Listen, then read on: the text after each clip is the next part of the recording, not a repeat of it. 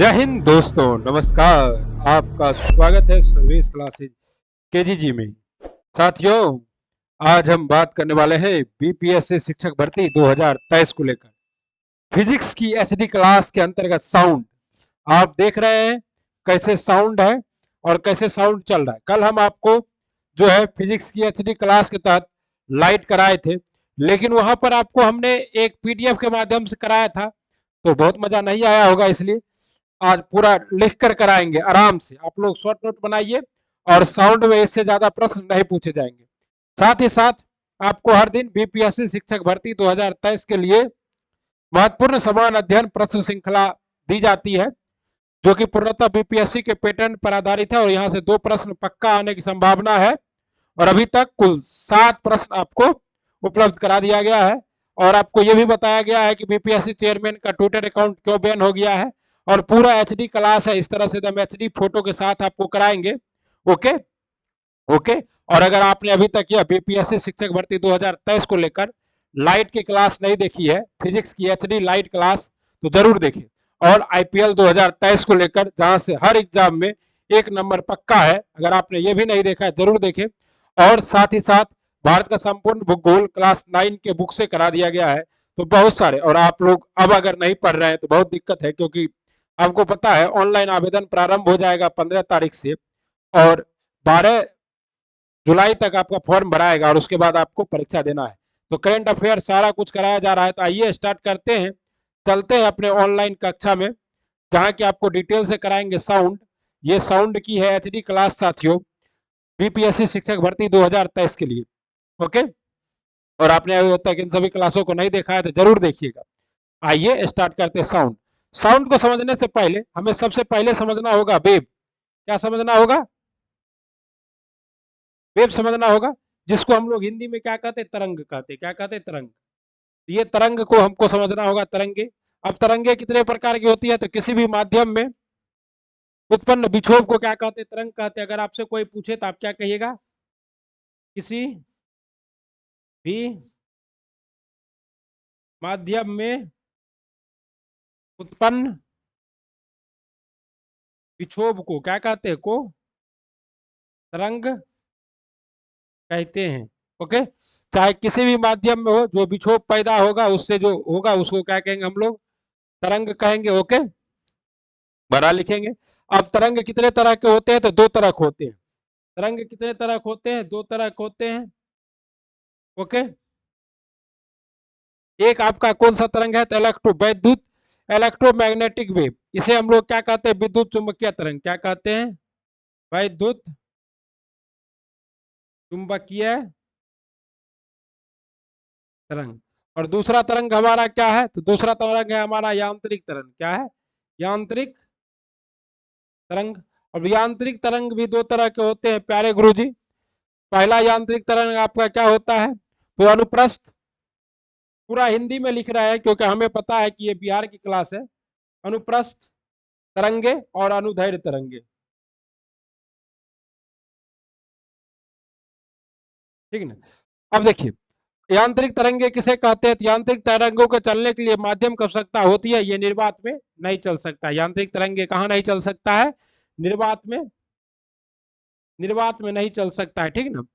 Okay, निर्वात में नहीं चल। और विद्युत चुंबकीय तरंगे, विद्युत चुंबकीय तरंगों को चलने के लिए किसी माध्यम की आवश्यकता नहीं होती है। मतलब माध्यम की आवश्यकता नहीं होती है किसे चलने के लिए? विद्युत चुंबकीय तरंग को चलने के लिए। ये सब जगह चल सकता है, यहां तक कि निर्वात में भी चल सकता है। अब कहिएगा विद्युत चुंबकीय तरंगे है कौन कौन सी?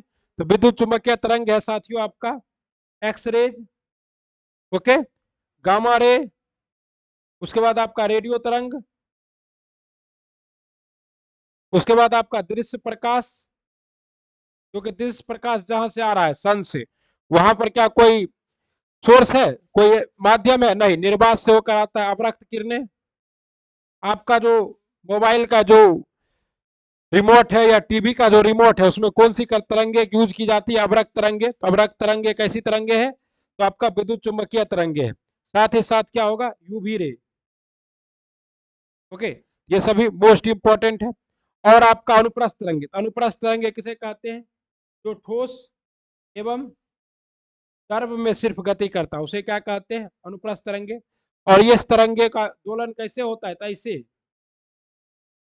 मतलब 90 डिग्री होता है, अप और down, up down, up down. और ये जो कितने डिग्री पर? तो 90 डिग्री, यानी कि ये समानांतर, इसके कारण कैसे गमन करते? समानांतर, समांतर गति करते हैं। पदार्थ के कण समांतर गति करते, इसे क्या कहते हैं? अनुप्रस्थ तरंगे। प्रकाश जो है वो इसमें भी आता है और इसमें भी आता है, अनुप्रस्थ तरंगे भी है। प्रकाश आपको कल ही प्रकाश कराए हैं पूरा डिटेल से। और यहाँ देखिए, ये तीनों में चल सकता है, किसमें? सॉलिड, लिक्विड और गैस, तीनों में चल सकता है। और इसी तरंग में कौन आता है? आपका ध्वनि आता है, ध्वनि, ठीक ना। इसी को हम लोग आज करेंगे, इसी ध्वनि को आज हम लोग करने वाले हैं, साउंड को। ओके, और ये कैसे गति करता है साथियों? तो ये गति करता है आपका ऐसे, अगर बीच में ये दे दीजिए तो ये ऊपर वाले को श्रृंग कहते हैं, नीचे वाले को गर्त, श्रृंग गर्त, श्रृंग गर्त, इसके आधार पे गति करते हैं। ओके, तो माध्यम के अणुओं के तरंग की दिशा समानांतर गति करने से अनुदैर्घ्य तरंगे उत्पन्न होती है। यहाँ पर माध्यम के कण का स्थान दूसरे स्थान नहीं जाते, सिर्फ ऊर्जा का क्या होता है? स्थानांतरण होता है, किसमें? अनुदैर्घ्य तरंगों में। ओके, आइए, यांत्रिक तरंगे क्या करती है? यांत्रिक तरंगे यांत्रिक ऊर्जा को लेकर चलती है। यांत्रिक तरंगे किसे लेकर चलती है? तो यांत्रिक तरंगे यांत्रिक ऊर्जा को लेकर चलती है। और ये यांत्रिक ऊर्जा दो तरह के होते हैं, आप लोग जानते हैं, गतिज प्लस स्थितिज। ओके, इन दोनों ऊर्जाओं को लेकर चलती है यांत्रिक तरंगे। और विद्युत चुंबकीय तरंगे अपने साथ इलेक्ट्रॉन एवं मैग्नेटिक ऊर्जा को लेकर चलता है।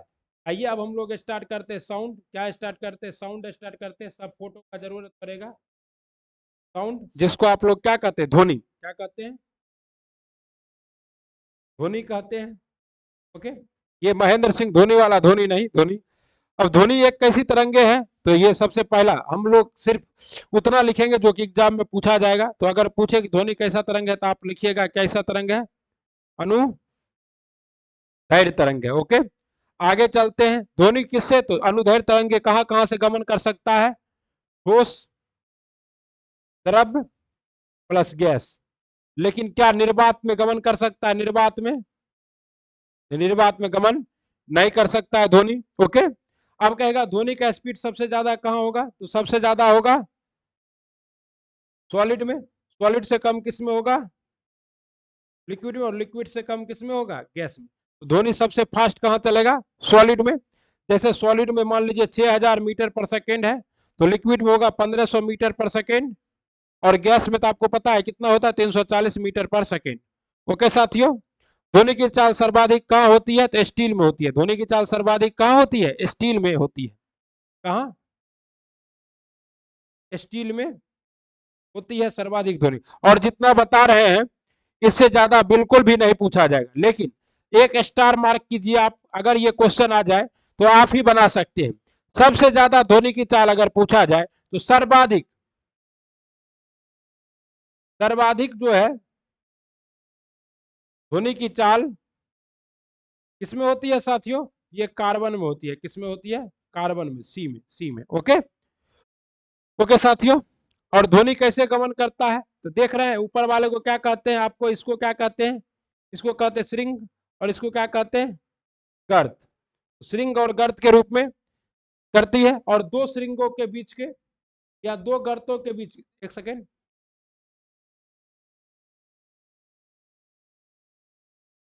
दो श्रृंगों या दो गर्तों के बीच की दूरी को क्या कहते हैं? इसे कहते हैं तरंग, तरंग दैर्घ्य कहते हैं, ठीक ना। तो इसी को आप लोग इंग्लिश में क्या कहते हैं? वेवलेंथ। क्या कहते हैं? आपसे पूछा जाए कि वेवलेंथ किसको कहते हैं, तो दो श्रृंग या दो गर्त के बीच की दूरी को क्या कहते हैं? वेवलेंथ कहते हैं। और वेवलेंथ को किससे रिप्रेजेंट करते हैं? तो वेवलेंथ को लेमडा से। किससे रिप्रेजेंट करते हैं साथियों? लेमडा से रिप्रेजेंट करते हैं। और इसकी मात्रा क्या होती है? तो एंगस्ट्रम होती है। क्या होती है? और एक एंगस्ट्रम बराबर कितना होता है? 10⁻⁻10 मीटर होता है। ओके, ये सब प्रश्न आपको एग्जाम में पक्का पूछा जाएगा। अब कहता है आवृत्ति किसे कहते हैं? आइए आवृत्ति जानते हैं। आवृत्ति तो प्रति सेकेंड, 1 सेकेंड में उत्पन्न तरंगों की संख्या को क्या कहते हैं? 1 सेकेंड में उत्पन्न तरंगों की संख्या को क्या कहते हैं? तरंगों की संख्या को आवृत्ति कहते हैं। ओके साथियों, ओके। अब कहता है आयाम किसे कहते थे? Maximum displacement of mean position. Mean position से आयाम आप लोग सुने होंगे, आयाम जिसको इंग्लिश में क्या कहते हैं? एम्पलीट्यूड। तो एम्पलीट्यूड किसे कहते हैं? तो है आपका मैक्सिमम डिस्प्लेसमेंट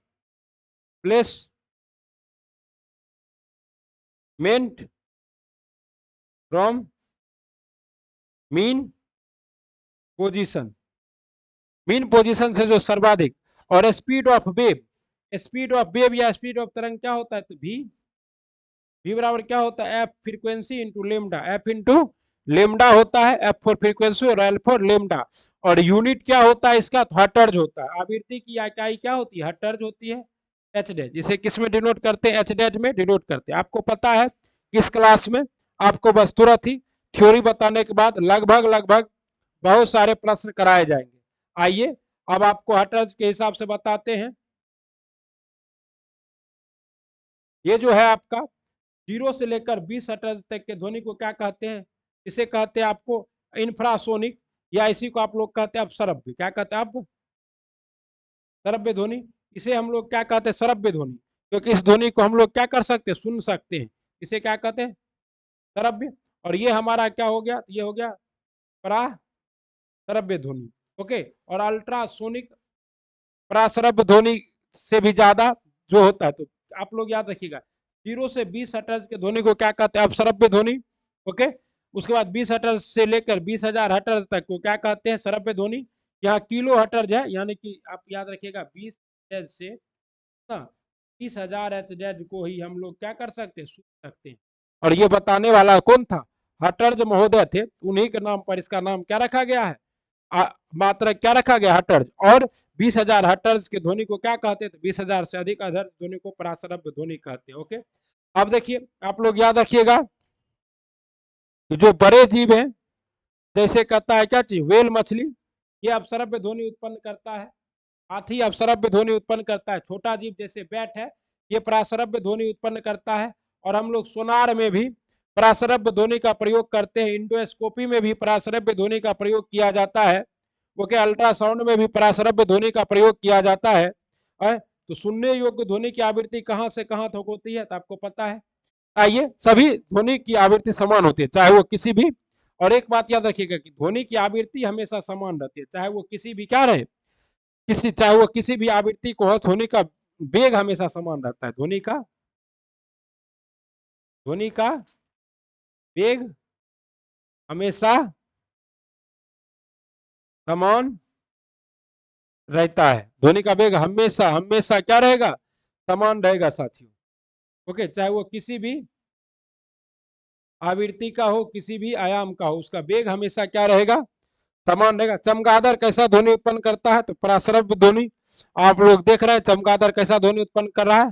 तो पराश्रव्य ध्वनि। ओके।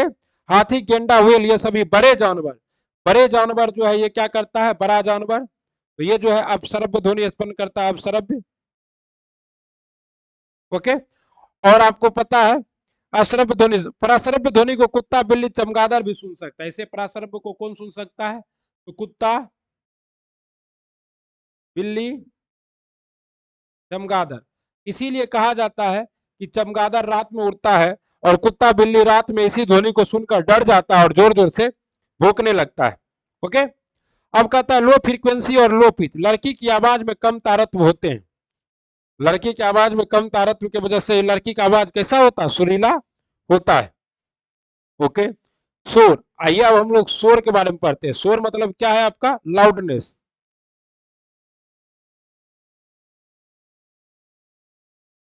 जिसको हम लोग क्या कहते हैं? शोर कहते हैं। शोर।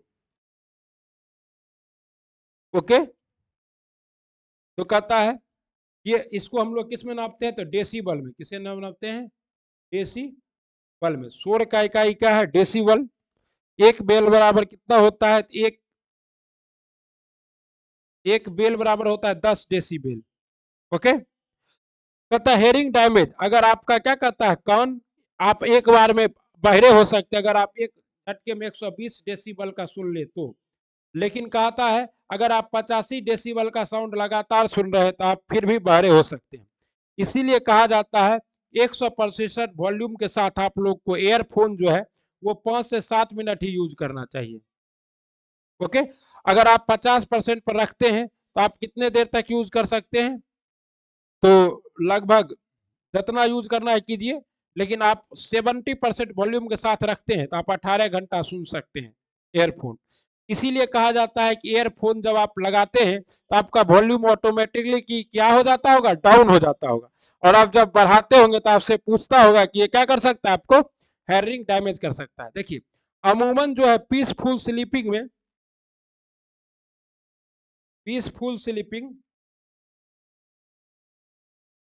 पीसफुल स्लीपिंग में लगभग कितना डेसिबल का होता है? 30 डेसिबल। और नॉर्मल कन्वर्जेशन जैसे अभी हम पढ़ा रहे हैं, आप पढ़ रहे हैं तो कितना डेसिबल होगा? 50 से 60 डेसिबल नॉर्मल, सामान्य वार्तालाप में। सामान्य वार्तालाप में 50 से 60 डेसिबल उत्पन्न होता है। अब आइए, अब हम लोग पढ़ेंगे सुपरसोनिक। सुपरसोनिक क्या है?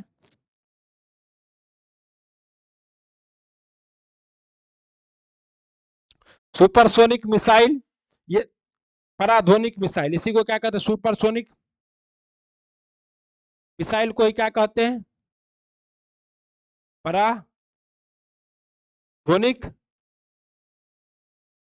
मिसाइल। ओके, तो पराध्वनिक मिसाइल आपको पता है क्या होता है? पराध्वनिक मिसाइल जो आपका पराध्वनिक मिसाइल, जैसे यहाँ पर ब्रह्मोस है,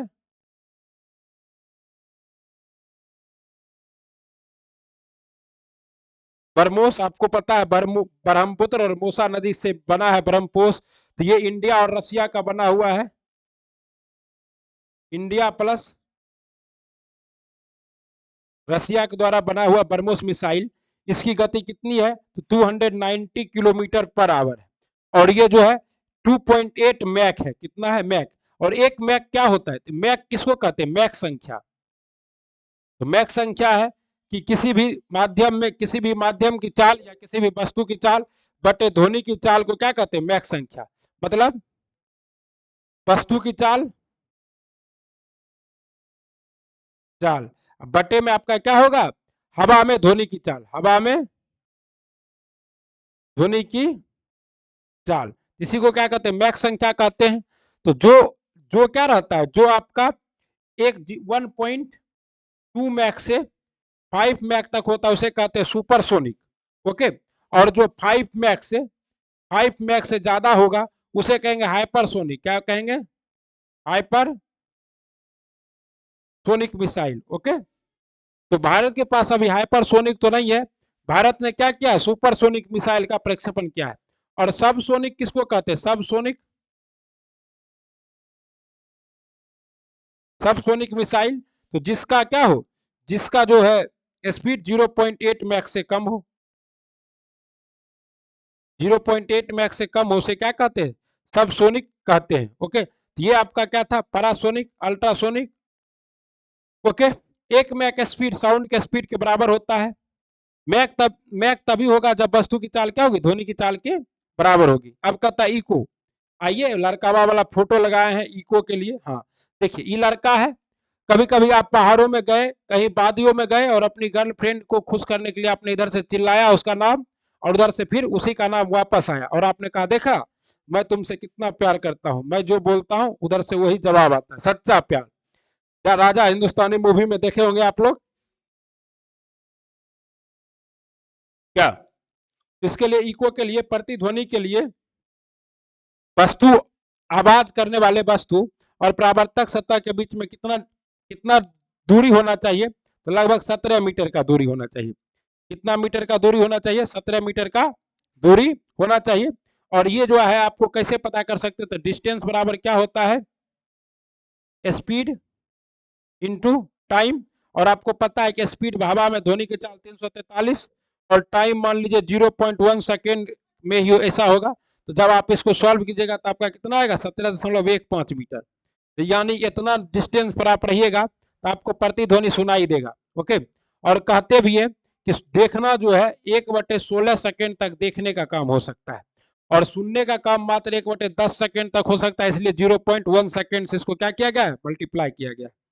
सुनने का काम कब तक हो सकता है, 0.1 सेकेंड या 10 सेकेंड तक हम लोग किसी चीज को सुन सकते हैं। हमारे कान पर किसी चीज का प्रभाव जो है 10 सेकेंड तक ही रहता है। ओके, आगे देखिए। अब हम लोग क्या पढ़ेंगे, रिवर्बेशन, जिसको हम लोग क्या कहते हैं, गूंज कहते हैं। क्या कहते हैं, गूंज। तो सिनेमा घरों में आप लोग देखते होंगे कि मोटा मोटा गत्ता लगा रहता है, गत्ता लगा रहेगा, या दीवार क्या रहेगा, खुरदरी दीवार रहेगा, खुरदरी दीवार रहेगा। ऐसा इसलिए किया जाता है क्योंकि ये क्या कर सके, गूंज को सोख सके। क्योंकि जो आपका प्लेन दीवार होगा वहां से ध्वनि क्या कर सकता है, परावर्तित कर सकता है, और आवाज सिनेमा घर में गूंज जाएगा और फिर मूवी देखने में मजा नहीं आएगा। ओके, अब आप लोग एक चीज के बारे में पढ़े होंगे जो कि क्वेश्चन आ चुका है, वो है आपका सोनार। तो सोनार क्या है, सोनार एक युक्ति है जिसका प्रयोग कहाँ किया जाता है, तो आपको फोटो लगाए हुए हैं, ये देखिए। सोनार का यूज कहाँ किया जाता है, तो पनडुब्बी में दुश्मन के मिसाइल का पता लगाने के लिए किसका प्रयोग किया जाता है, सोनार का। सोनार का फुल फॉर्म क्या होता है, साउंड नेविगेशन एंड रेनिंग। क्या होता है full form, sound navigation and raining होता है। ओके, और दूसरे के दुश्मन के सबमरीन को पता लगाने के लिए पनडुब्बी में लगा रहता है क्या चीज, सोनार। किस सिद्धांत पर काम करता है, तो पराश्रव्य ध्वनि का इस्तेमाल किया जाता है। किसका, पराश्रव्य ध्वनि का। Okay,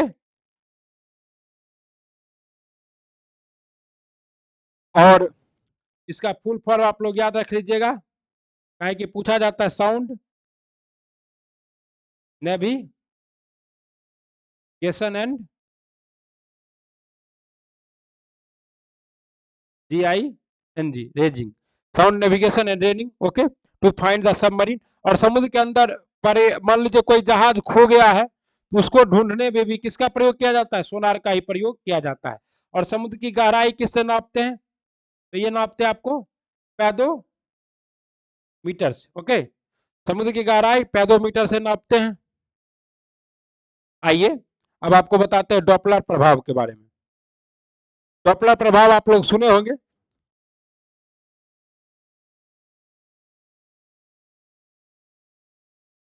Doppler effect. Doppler effect क्या है, ऑफ साउंड। अभी अगर आप मान लीजिए कि कोई लड़का है यहाँ पे है, और इधर से क्या आ रही है, इधर से एक बस आ रही है या ट्रेन आ रहा है, और ये यहाँ क्या करता है, हॉर्न बजाता है, और ये लड़का भी इधर ही आ रहा है, लड़का भी इधर आ रहा है, बस भी इधर आ रहा है। तो इस समय क्या होगा, दोनों एक दूसरे की तरफ जब आते हैं तो फ्रीक्वेंसी क्या हो जाती है, हाई, यानी कि आवृत्ति क्या होगी, उच्च आवृत्ति, और उच्च तारत्व रहेगा। क्या रहेगा, उच्च तारत्व होगा। और आवाज हमको कैसी सुनाई देगी, बारीक श्रील सुनाई देगी, बारीक ध्वनि, श्रील। ठीक है ना, ये क्या कहता है, डॉपलर महोदय। और कहता है जब इसका उल्टा हो कि लड़का वो इधर जा रहा है और ट्रेन भी क्या कर रहा है, इधर जा रहा है, तो क्या हो जाएगा, ये सब उल्टा हो जाएगा और आवाज कैसा सुनाई देगा, लाउड। ओके, इसीलिए जब आप ट्रेन का हॉर्न सुने तो भी आप बता सकते हैं कि ट्रेन हमारी ओर आ रही है या ट्रेन हमसे दूर जा रही है। ठीक है ना, इसी को कहते हैं डॉपलर प्रभाव। अब देखिए, कहता है तापमान का प्रभाव। तापमान का प्रभाव, ध्वनि पर तापमान का क्या प्रभाव पड़ता है, तापमान के बढ़ने पर, तापमान अगर बढ़ेगा तो ध्वनि की स्पीड भी क्या होगी, बढ़ जाएगी। तापमान बढ़ेगा तो ध्वनि का स्पीड भी बढ़ जाएगा। अमूमन 1 डिग्री सेल्सियस पर ध्वनि का स्पीड 0.6 मीटर पर सेकेंड क्या होता है, इंक्रीज कर जाता है। ध्वनि की चाल पर आवृत्ति का प्रभाव, कहता है आवृत्ति का क्या प्रभाव पड़ता है, आवृत्ति, तो आवृत्ति का कोई प्रभाव नहीं पड़ता है। आवृत्ति, no effect on sound, no effect of sound speed, sound के स्पीड पर आवृत्ति का कोई प्रभाव नहीं पड़ता है। ओके, अब कहता है दाब बढ़ने पर घनत्व, अब देखिए दाब बढ़ने पर अगर मान लीजिए दाब बढ़ा दे तो क्या होगा, स्पीड, तो दाब बढ़ने पर घनत्व भी बढ़ जाता है, इसलिए दाब का प्रभाव ध्वनि की चाल पर नहीं पड़ता है। क्योंकि v बराबर क्या होता है आपको पता है, पी वी बराबर एन आर टी, और v बराबर क्या होता है, यूपी बटे डी, क्या होता है, यूपी बटे डी रूट अंडर वॉल्यूम बराबर। तो अगर आप प्रेशर बढ़ाइएगा तो इसका दाब मान भी बढ़ेगा, डेंसिटी का मान, और क्या होगा, ध्वनि पर कोई प्रभाव नहीं पड़ेगा। तो दाब बढ़ने पर भी ध्वनि के स्पीड पर कोई प्रभाव नहीं पड़ता है। ओके, घनत्व बढ़ने पर ध्वनि की चाल क्या होती है, घटती है। वही अगर क्या हो, घनत्व को बढ़ा दे तो ध्वनि की चाल क्या होगी, ध्वनि की चाल घटेगी, ध्वनि की चाल क्या होगी, घटेगी। ओके, आप लोग इसको शॉर्ट नोट में लिख लीजिए, यही सब आपका क्वेश्चन है। अभी यहां से हम लोग तुरंत जाएंगे क्वेश्चन पर और ढेर सारा क्वेश्चन करेंगे। स्टिफनेस ऑफ इफेक्ट, कठोरता का प्रभाव, कठोरता बढ़ने पर ध्वनि की चाल क्या होती है, बढ़ती है। कठोरता बढ़ने पर ध्वनि की चाल क्या होती है, कठोरता अगर बढ़ेगा ध्वनि की चाल, ध्वनि की चाल भी क्या होगी, बढ़ जाएगी। ओके, और सूखी वायु का घनत्व नम वायु से ज्यादा होता है, इसलिए सूखी वायु में, ड्राई एयर में, ड्राई एयर अगर है तो ध्वनि की चाल क्या होगी, ध्वनि की चाल भी ज्यादा होगी। ओके साथियों, और आर्द्रता बढ़ने पर ध्वनि की चाल बढ़ जाती है। ह्यूमिडिटी, आप लोग जानते होंगे वायुमंडल में उपस्थित जलवाष्प की मात्रा को क्या कहते हैं, ह्यूमिडिटी कहते हैं। अगर ह्यूमिडिटी बढ़ रहा है तो स्पीड ऑफ लाइट भी क्या होगा, बढ़ेगा साथियों। तो ये था आपका कुछ महत्वपूर्ण साउंड के बारे में कॉन्सेप्ट डिटेल में, और इसलिए ऐसा कराया गया क्योंकि इस समय आप लोग अगर इसको शॉर्ट नोट है, शॉर्ट नोट ही है एकदम आराम से, और इससे ज्यादा एक भी प्रश्न नहीं आएगा। बहुत सारे बुक का समरी है ये, लूसेंट का, आपका घटना चक्र का, दृष्टि पब्लिकेशन का, सभी जगह से मैंने सिर्फ वो निकाला है जो कि आपके एग्जाम में पूछा जाएगा। ठीक है ना, तो ये आप लोग याद रखिएगा कि अल्ट्रासाउंड में भी किसका प्रयोग किया जाता है, पैरासोनिक ध्वनि का। ओके, ये सभी आपके एग्जाम में हूबहू यहाँ से प्रश्न आएंगे। आपको अब प्रश्न की ओर ले चलते हैं, आप लोग इसका शॉर्ट नोट बना लीजिएगा, 2 बार इसको देखिएगा, और इससे ज्यादा एग्जाम में नहीं आएगा। ओके, आइए अब हम लोग प्रश्न की ओर चलते हैं। ठीक, और पूरा डिटेल से प्रश्न करेंगे। अगर आप चाहते हैं तरंग का भी प्रश्न है, तरंग किसी माध्यम उत्पन्न विक्षोभ को क्या कहते हैं, तरंग कहते हैं, आपको शुरू में ही करा दिए थे। ओके, तरंग 2 प्रकार की होती है, यांत्रिक तरंगे और आपका क्या था, तो विद्युत चुंबकीय तरंगे। यह भी आपको डिटेल से कराए थे कि यांत्रिक तरंगे भी 2 तरह की होती है, अनुदैर्ध्य तरंगे और अनुप्रस्थ तरंगे। ओके, उसके बाद हमने आपको तनी हुई डोरी या रस्सी में कंपन भी कराया था, किसके वजह से होता है, अनुप्रस्थ तरंगे उत्पन्न नहीं की जा सकती, गैसों में अनुप्रस्थ तरंगे उत्पन्न नहीं की जा सकती है। वहां पे मैंने आपको बताया था कि कौन सी तरंगे, अनुदैर्ध्य तरंगे ठोस द्रव और गैस तीनों में चल सकती है, जबकि अनुप्रस्थ तरंगे गैसों में नहीं, सिर्फ ठोस और द्रव में चलती है। श्रृंग क्या होता है बताए थे, 2 श्रृंगों या 2 गर्त के बीच की दूरी को क्या कहते हैं, तरंग दैर्घ्य कहते हैं। ओके, अनुदैर्घ्य तरंगे जिसे आप लोग लॉन्गिट्यूडिनल वेव भी कह सकते हैं, किसी माध्यम यांत्रिक तरंग के संचरित होने पर यदि माध्यम के कण तरंग के संचरण की दिशा के समांतर कंपन करते उसे तरंग का अनुदैर्घ्य तरंग कहते हैं। ओके, उसके बाद किसी स्प्रिंग के खींचकर छोड़ देने पर उसमें उत्पन्न तरंग कैसा होगा, अनुदैर्घ्य तरंग।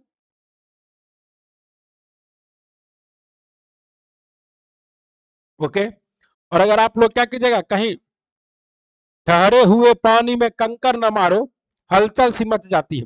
तो जो हलचल मचती है वो कैसी कैसी तरंग है, तो वो आपका अनुप्रस्थ तरंग है। ठीक है, ठहरे हुए पानी में कंकर न मारो, हलचल सी मच जाती है, जो हलचल मचती है वो कैसा तरंग है, अनुप्रस्थ तरंग है। ठीक है ना, अब कहता है संपीड़न, वायु में उत्पन्न ध्वनि तरंगे सदैव क्या होते हैं, अनुदैर्घ्य तरंगे होते हैं। अभी हम लोग इसी को पढ़े हैं। द्रवों की सतह पर अनुप्रस्थ तरंगों का संचरण होते हुए भी भीतर केवल अनुदैर्घ्य तरंग ही संचरित होते हैं। आवर्तकाल क्या है, किसी माध्यम में तरंग संचरण के धीमे माध्यम के कोई कण एक कंपन पूरा करने में जितना समय लगता है उसे आवर्तकाल कहते हैं। क्या कहते हैं उसे, आवर्तकाल, टी कहते हैं आवृत्ति। किसी माध्यम में संचरित होने पर माध्यम का कोई कण 1 सेकेंड में जितना कंपन करता है उसे क्या कहते हैं, आवृत्ति कहते हैं। इसे एन से डिनोट करते हैं। आवृत्ति का मात्रा क्या होता है, हर्ट्ज होता है, बताए हैं पूरा। अधिक कंपन करती हुई वस्तु का आवर्तकाल टी तथा एन हो तो तरंग दैर्घ्य क्या होगा, चाल बराबर क्या होता है, आवृत्ति गुना तरंग दैर्घ्य, क्योंकि आवृत्ति बराबर क्या होगा, 1/, आवर्त काल होगा। विद्युत चुंबकीय तरंगे किसे कहते हैं, यांत्रिक तरंगे का अतिरिक्त ऐसे तरंग भी होती है जिसके संचरण के लिए माध्यम की आवश्यकता नहीं होती है, ऐसी तरंगों को विद्युत चुंबकीय तरंगे कहते हैं। प्रकाश, एक्स किरणें, रेडियो तरंगे इत्यादि विद्युत चुंबकीय तरंगे के उदाहरण है। तभी विद्युत चुंबकीय तरंग एक ही चाल से चलती है। जितना भी विद्युत चुंबकीय तरंगे हैं उन सभी का स्पीड क्या होता है, बराबर होता है। कहाँ, निर्वात में। विद्युत चुंबकीय तरंगों के परिसर कुल बहुत विस्तृत होते हैं। इसका परिसर 10⁻⁻14 मीटर से लेकर 10⁻4 मीटर तक होता है। विद्युत चुंबकीय तरंगों का वितरण निम्नवत है, जैसे गामा किरणें हैं, ओके। उसके बाद आपका क्या है, एक्स किरणें हैं 10⁻−10 से 3 × 10⁸ मीटर पर सेकेंड। परावैंगनिक किरणें हैं, दृश्य प्रकाश है, अवरक्त किरणें हैं, ये सभी कैसी किरणें हैं, तो आपको बता दिए ये सभी आपका विद्युत चुंबकीय तरंगे हैं। रेडियो तरंगे भी क्या है, विद्युत चुंबकीय तरंग। माइक्रोवेव भी कैसा तरंग है, विद्युत चुंबकीय तरंग है, ओके। आइए प्रश्न देखते हैं, इनमें से कौन यांत्रिक तरंग है, बताइए। तो यहाँ पर यांत्रिक तरंग कौन है, ध्वनि तरंग। कैसा तरंग है, अनुदैर्घ्य तरंग है, ओके।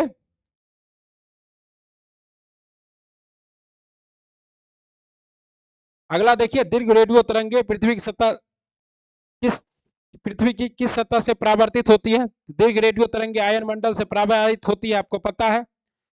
आयन मंडल से ही जब परावर्तित किरणें होती है तो वो एफएम रेडियो और जो आप लोग रेडियो सुनते हैं उसमें यूज होता है। बेतार तार के संपर्क पृथ्वी के धरातल को परावर्तित किया जाता है, तो बेतार तार आयनोस्फीयर के द्वारा, ओके। रेडियो तरंग के विक्षेपण के लिए वायुमंडल में निम्नलिखित में से कौन सा स्तर जिम्मेदार है, आयन मंडल। कौन सी तरंगे शून्य में संचरण नहीं कर सकती है, तो शून्य में कौन सी तरंगे संचरण नहीं कर सकती है, ध्वनि। ध्वनि निर्वात में संचरण नहीं कर सकती है। अनुप्रस्थ तरंगे ठोस और द्रव में, और अनुदैर्घ्य तरंगे ठोस, द्रव और गैस तीनों में संचरण कर सकती है, ओके। कॉस्मिक किरणें हैं, आवेशित कण। कॉस्मिक किरणें कैसे कण है, आवेशित कण है। कॉस्मिक किरणों के संबंध में निम्न कथनों में से कौन सा सही नहीं है, ये विद्युत चुंबकीय तरंगे होती है, ये क्या है, सही नहीं है, क्योंकि कॉस्मिक किरणें जो है आवेशित कण होती है, उनकी तरंग दैर्घ्य बहुत छोटी होती है, ये बहुत अधिक ऊर्जा वाले आवेशित कण से बने होते हैं, ये सूर्य से उत्पन्न होती है, क्या चीज, कॉस्मिक किरणें। परा उच्च ध्वनि यूएचएफ की तरंगे समानता संचारित की जाती है अंतरिक्ष तरंगों के रूप में। किसके रूप में, अंतरिक्ष तरंगों के रूप में। दो उत्तरोत्तर श्रृंग अथवा दो उत्तरोत्तर गर्त के बीच की दूरी को क्या कहते हैं, दो उत्तरोत्तर श्रृंग अथवा दो उत्तरोत्तर गर्त के बीच की दूरी को क्या कहते हैं, तरंग दैर्घ्य, वेवलेंथ कहते हैं। इसे किससे डिनोट करते हैं, लेमडा से डिनोट करते हैं। इसका एंगस्ट्रम क्या, इसका मात्रक क्या होता है, एंगस्ट्रम। एक एंगस्ट्रम बराबर कितना होता है, 10⁻−10 मीटर। पूरा डिटेल में बताए हैं आपको, ओके। बोले ना, आप जितना बता दिए उतना उतना ही काफी है, शॉर्ट नोट था वही। क्रिस्टल की संरचना जानने के लिए निम्न में से किसको प्रयोग में लाया जाता है, क्रिस्टल की संरचना जानने के लिए एक्सरे को, किसे, एक्सरे को यूज किया जाता है। एक रडार जो शत्रु की वायुयान की उपस्थिति का पता लगाता है, किस तरंगों का प्रयोग करता है, तो रेडियो तरंगों का। एक रडार, रडार एक प्रणाली है जिसमें विद्युत चुंबकीय तरंगे, विशेषता रेडियो तरंगे की सहायता से स्थिर एवं गतिमान दोनों प्रकार की वस्तुओं की रेंज, ऊंचाई, दिशा एवं गति का पता लगाया जाता है। जब समताप मंडल में ओजोन का अपक्षय होता है तो पृथ्वी के धरातल पर पतित विकिरण की तरंग दैर्घ्य कितनी होती है, यह होता है 10⁻⁷ मीटर, ओके। आप लोग इसको देख सकते हैं, यूवी अल्ट्रावायलेट ए विकिरण का तरंग दैर्घ्य होता है 320 से 400 नैनोमीटर। अल्ट्रावायलेट बी का होता है 380 से 320। ये तरंग दैर्घ्य रेंज वाली विकिरण आंशिक रूप से ओजोन परत द्वारा अवशोषित किया जाता है, किंतु इसकी कुछ मात्रा पृथ्वी तक पहुंचती है। और तीसरा है आपका अल्ट्रावायलेट सी, 100 से रेंज वाला यह विकिरण ओजोन परत द्वारा सर्वाधिक प्रभावित होता है। अतः समताप मंडल में ओजोन का अपक्षय होने पर पृथ्वी के धरातल पर पतित न्यूनतम 100 नैनोमीटर होगी, और इससे क्या होगा, हम लोग को स्किन कैंसर होना स्टार्ट हो जाएगा, ठीक ना। कहता है अगला सवाल है, निम्नलिखित में से किस प्रकार की तरंगों का प्रयोग रात्रि दृष्टि उपकरण में किया जाता है। रात में अगर देखना है तो आपको अवरक्त किरणें, यही अवरक्त किरणों से लैस जो है यंत्र लेके उड़ी सर्जिकल स्ट्राइक किया गया था, ठीक। उड़ी सर्जिकल स्ट्राइक में ही ना था। चुंबकीय तरंगों का एक प्रकार, इसकी तरंग दैर्घ्य जिस प्रकाश का अधिक होती है, इसके प्रयोग लक्ष्य ढूंढने, निरीक्षण, रात्रि दृष्टि के लिए किया जाता है। सैनिकों, दूरसंचार के लिए प्रयुक्त तरंगे हैं। दूरसंचार के लिए कौन सा तरंग प्रयुक्त होता है, आपका माइक्रोवेव, क्या थे, माइक्रोवेव तरंगे यूज होता है दूरसंचार के लिए, ओके। टेलीविजन दर्शक डिश एंटीना प्रयुक्त करते हुए बरसात में उपग्रह सिग्नल नहीं प्राप्त करते हैं, इसका रीजन क्या है? तो इसका रीजन है आपका एंटीना छोटे होते हैं, वर्षा की बूंदे रेडियो तरंगों को ऊर्जा अवशोषित कर लेती है और वर्षा की बूंदे रेडियो तरंगों की ऊर्जा का मूल दिशा में विचलित कर देते हैं। इस वजह से बरसात के दिन में आपका क्या होता है? सिग्नल गड़बड़ा जाता है, चाहे डिश टीवी हो या फिर डीटीएच हो। एफएम प्रसारण सेवा में प्रयुक्त होने वाली आवृत्ति बैंड का प्रास कितना है? एफएम सेवा में कितना आवृत्ति बैंड का प्रास इस्तेमाल होता है? आपका 88 से 108 मेगावाट, 88 से 108 मेगा हर्ट्ज के बीच, 88 टू 108 मेगा हर्ट्ज। ओके। और बिहार में पहला एफएम केंद्र कहाँ बना था? मुजफ्फरपुर में, पता है ना।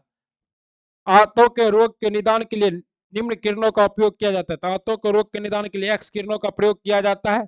सीटी स्कैन करने में प्रयोग में लाई जाती है, सीटी स्कैन को प्रयोग करने में इसको लाया जाता है एक्स किरणें। किसे? एक्स किरणें का सीटी स्कैन एक कंप्यूटेड टोमोग्राफी विशेष प्रकार का एक्सरे परीक्षण है जिसके द्वारा शरीर के अंदरूनी अंगों को देखा एवं रोगों का पता लगाया जाता है। अब आइए ध्वनि, क्या बताइए साथियों, क्या कोई भी ऐसा आपको चैनल मिलेगा जो कि आपको इतना कराएगा? ढूंढिए, ऐसा कोई चैनल आपको यूट्यूब पे नहीं मिलेगा जो कि आपको इंस्टेंट थ्योरी कराए, शॉर्ट नोट बनाए आपका, और आप उसको 2 बार पढ़ लीजिए, एग्जाम में एक भी धोनी का क्वेश्चन नहीं छूटेगा, और साथ ही साथ आपको बहुत सारा प्रश्न भी सॉल्व करवाए। ऐसा एकमात्र चैनल है आपका अपने भाई का चैनल सर्वेश क्लासेस के जी। तो क्यों ना आप इसे लाइक, सब्सक्राइब और शेयर कर दे। आजा आजा, ठीक। आइए तेजी से 10-15 ध्वनि का क्वेश्चन भी देख लेते हैं। ध्वनि ऊर्जा का रूप है जो क्या करता है? तरंग की संरचना पैदा करता है। ओके, मतलब सुनने के लिए हम किसकी आवश्यकता होती है? किसी ना किसी माध्यम की। अगर कोई माध्यम नहीं है तो क्या हम सुन सकते हैं? नहीं। कहता है ध्वनि की चाल, ध्वनि की चाल सर्वाधिक किस में होती है? ठोस में। और सबसे कम कहाँ होती है? तो गैस में होती है ध्वनि की चाल। ओके। अगर आपको एक ऐसा भी कॉन्सेप्ट बताए जो कि सिर्फ और सिर्फ सर्विस क्लासेस पे दिया जाता है, वो कॉन्सेप्ट क्या था? सर्वाधिक ध्वनि की चाल कहाँ होती है? कार्बन में होती है। ओके। ध्वनि की चाल तापमान पर निर्भर करता है, बताए थे। 1 डिग्री तापमान के बढ़ने पर ध्वनि की चाल 0.6 सेकेंड बढ़ जाता है। सूक्ष्म वायु में ध्वनि की चाल 332 मीटर पर सेकेंड, और सूक्ष्म वायु में ध्वनि की चाल कितना होता है? 344 मीटर पर सेकेंड अगर 20 डिग्री सेल्सियस पर है तो। हाइड्रोजन 0 डिग्री सेल्सियस पे 1288 मीटर पर सेकेंड के स्पीड से ध्वनि की चाल चलती है। और समुद्री जल में कितना चलता है आपका? 1531। और आपका लोहा में, स्टील में 5130 मीटर पर सेकेंड की चाल से ध्वनि की चाल चलती है। श्रव्य तरंगे किसे कहते हैं? तो 20 हर्ट्ज से 20,000 हर्ट्ज को क्या कहते हैं? श्रव्य तरंगे कहते हैं। ओके। अब श्रव्य तरंगे कौन सुन सकता है? तो बड़ा जानवर, जैसे व्हेल है, हाथी है, गेंडा है, ये सब कौन सा तरंगे सुन सकता है? श्रव्य तरंगे। ओके। 20,000 से कम की आवृत्ति हम लोग इसको क्यों नहीं सुन सकते? क्योंकि ये इतना ऐसे बहुत कम कंपन करता है। अब हमारे कान में इतना कंपन को सुनने का क्षमता ही नहीं है। और पराश्रव्य तरंगे इतना न कंपन करता है कि हमारी कान इसे ऑब्जर्व ही नहीं कर सकता है। इसे कौन ऑब्जर्व करता है? डॉल्फिन, चमगादड़ जैसे छोटे छोटे जंतु पराश्रव्य ध्वनि को उत्पन्न करते हैं। चमगादड़ तो एक्चुअली में चमगादड़ के पास आंख भी नहीं होता है, वो तो सिर्फ और सिर्फ पराश्रव्य तरंगे से ही क्या करता है? उड़ता है। आपको फोटो में एकदम सचित्र वर्णन में आपको जब करा रहे थे दिखा दिए थे। पराध्वनि का प्रयोग क्या है पता ही है? अवरोधों का पता लगाने में, अल्ट्रासोनिक में, सोनार में। ओके। सोनार का फुल फॉर्म वहां भी कराए थे, sound navigation and ranging. Okay. मात्रक क्या होता है ध्वनि के? तो डेसिबल होता है। और आप लोग कितना डेसिबल तक आराम से सुन सकते हैं? तो 45 डेसिबल तक। और इससे ज्यादा डेसिबल किसके श्रेणी में आता है? तो ध्वनि प्रदूषण के श्रेणी में आता है। प्रतिध्वनि के लिए न्यूनतम दूरी कितनी चाहिए थी? 17 मीटर। प्रतिध्वनि क्या है? आप किसी खाई में चले जाए, किसी खाड़ी में, किसी पहाड़ के सामने, और जोर से अपनी गर्लफ्रेंड का नाम चिल्लाए और बोले देखो हम तुमसे बहुत प्यार करते हैं। जैसे हम अपना नाम चिल्लाएंगे उधर से तुम्हारा नाम आएगा, और पराध्वनि से क्या हो? उसका नाम सुनाई दे दे, वो खुश हो जाएगी, बकलैया कूदने लगेगी, और उसी समय आप अपना काम बन जाएगा आपका। ठीक। आइए जल्दी जल्दी हम लोग करते हैं कुछ महत्वपूर्ण प्रश्न। ओके। कहता है ध्वनि की चाल को आप आरोही क्रम में, आरोही का मतलब क्या होता है? सबसे कम। तो सबसे कम किसमें होगा? नाइट्रोजन में। उसके बाद किसमें होगा? जल में। उसके बाद इस्पात में। तो इसका जवाब क्या होगा? 3, 1, 2। ओके। विशेष नहीं बताएंगे। ध्वनि का वेग अधिकतम कहाँ होता है? तो धातु में, चाहे कोई भी धातु हो, लेकिन अगर सर्वाधिक कहे तो कार्बन में और इस्पात में, कार्बन और इस्पात में। ओके, आइए, ध्वनि वेग अधिकतम होगा, कहां होगा ध्वनि का वेग अधिकतम? तो इस्पात में। बहुत सारे क्वेश्चन वही है, आप लोग ये सब हम लोग क्या देखें, यहाँ भी वही है। लगभग 20 डिग्री सेल्सियस के तापमान पर किसी माध्यम में ध्वनि की गति अधिकतम रहेगी, तो किस माध्यम में? लोहा में। ये भी कोई पूछने वाली बात है?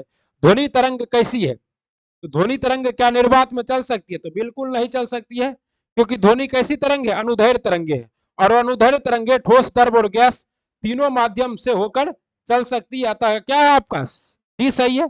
लेकिन अगर आपसे कोई पूछे कि प्रकाश तरंगे क्या गैस में चल सकती है, तो सब जगह चल सकता है, क्योंकि प्रकाश क्या अनुप्रस्थ तरंगे भी है।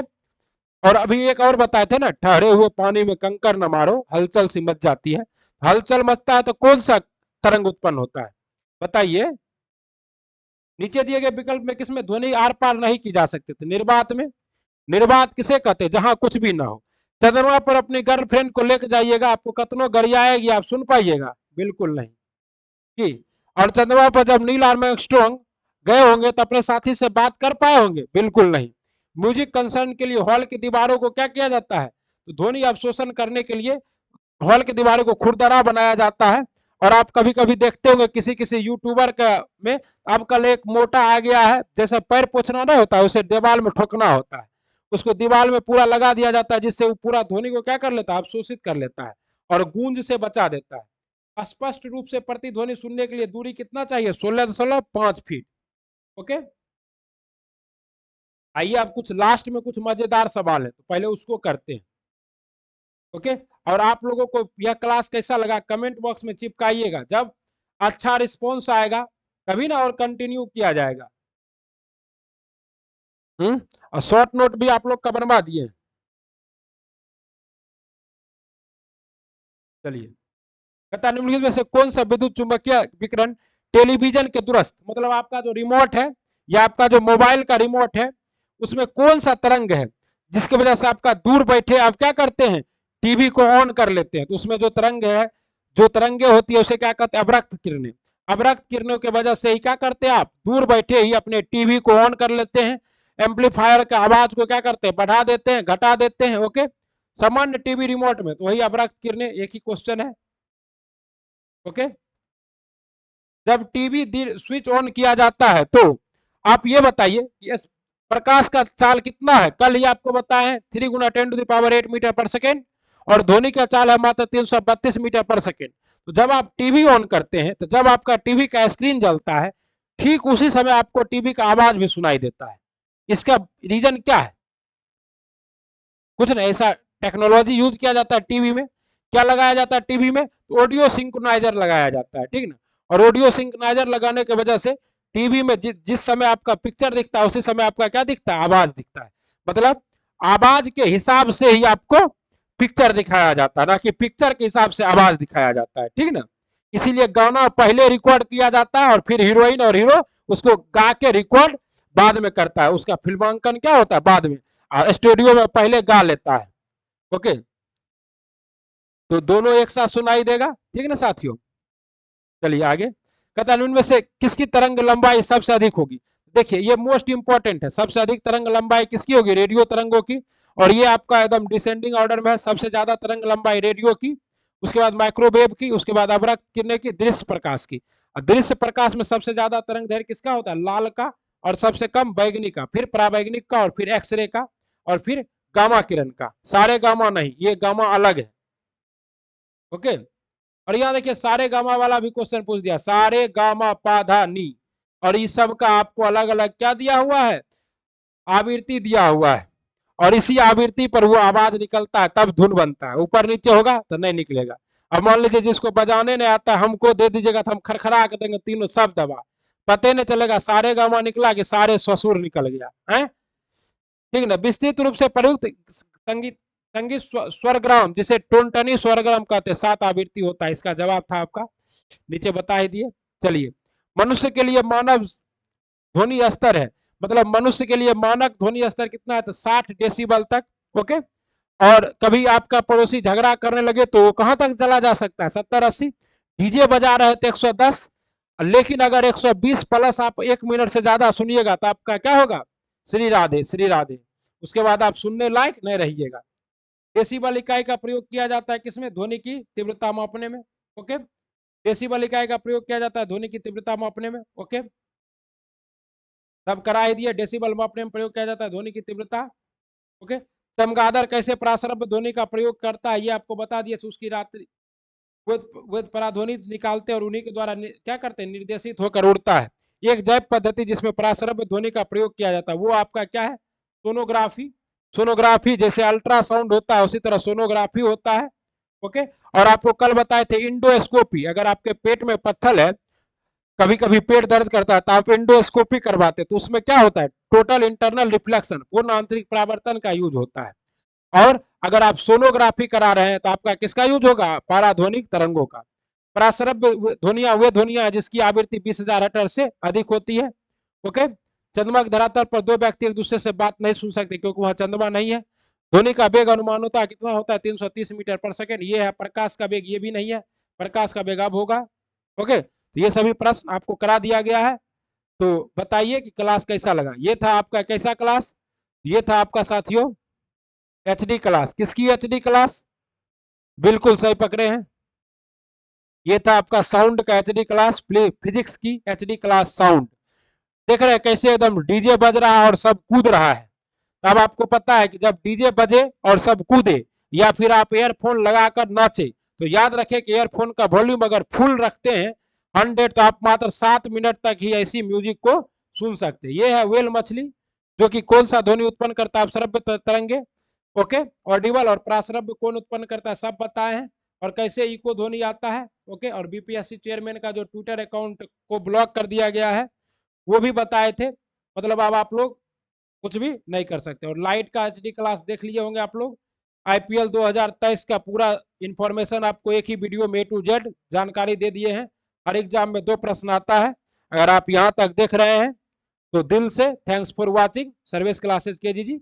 और विधायक चच्चा देखते हैं, प्रणाम करके कह रहे हैं, please like subscribe and share the channel and video. If you want to connect with me then you WhatsApp me, Telegram and Instagram ID are also publish here. कोई भी सजेशन हो, सुझाव हो तो आप लोग जुड़ सकते हैं। धन्यवाद, पढ़ते रहिए, बढ़ते रहिए और खूब आनंद के साथ रहिए, कोई टेंशन नहीं लेना है। क्लास कैसा लगा कमेंट बॉक्स में चिपकाइए। राधे राधे।